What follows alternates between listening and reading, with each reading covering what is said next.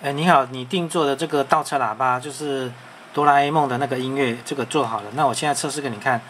那因为车子的电瓶是12伏，就是12伏的 DC 12伏。那我现在接一个这个变压器，变压器也是12伏的，我拿这个来测试。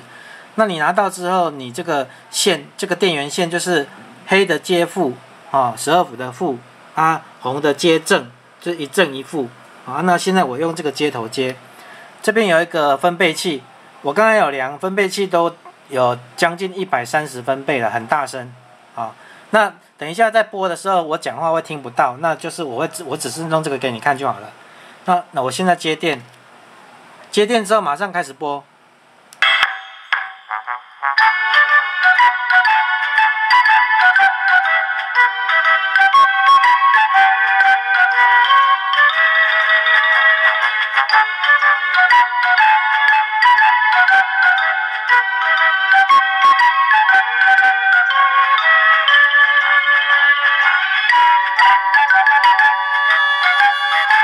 好，这个拔掉之后就表示是断电嘛，断电然后它就停止，然后我再接上去，断电啊，你如果一直不断电，它就会一直重复播，一直重复播，就是那个1分多钟的歌会一直播，重复播这样子，好，就这样。